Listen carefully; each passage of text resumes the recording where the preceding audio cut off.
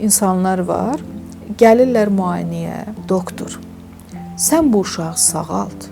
Bütün qohum əqrabalar sizi gözləyir. Bu uşaqda bir balaca dəyişiklik olan kimi bilirsiniz nə qədər adam gələcək sizin yanınıza. Həkimi motivasiya etməyə öz aləmlərində çalışırlar. Bəli, deyirəm ki, indi siz düşünürsünüz ki, siz bu sözü dediniz ki, çox adam gözləyir ki, sizin yanınıza gələcək. Amma nəticə olsun, biz deyək ki, var, onlar gələcəklər. Sizcə bu təsdiq onlar verirmiş kimi. Bəli, mənim motivasiyamı edir? Yox.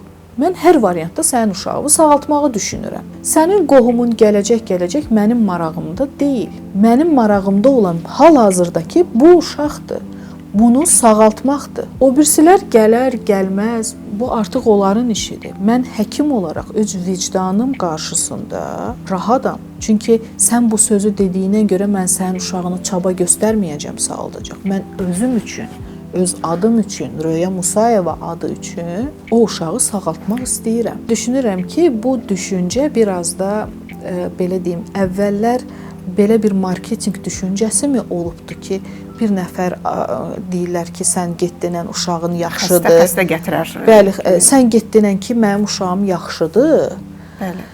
O birisilər gəlsin, sənə müalicəni pulsuz edəcəm düşüncəsindədirmi? Serebral iflic, inkişaf etaplarının ləngiməsi, autizm, genetik sindromlu olan insanların öz qrupları var və orada hansısa bir qarşılıqlı olaraq yəqin ki, anlaşmalar var.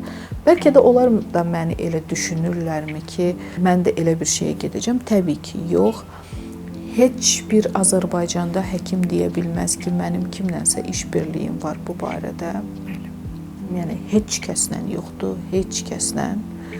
Hətta bunu deyim ki, Azərbaycanda çox tanınmış travmatoloq, cərrah var ki, skalyoz əməliyyatlarını edən tək-tük həkimlərdəndir. Onun öz bacısı qızını belə skalyozdan mən müalicə etmişəm. Yəni, amma heç kəslə işbirliyim yoxdur. Sadəcə yaxşı həkim yaxşı həkimə etibar edir, belə deyək. Bəli.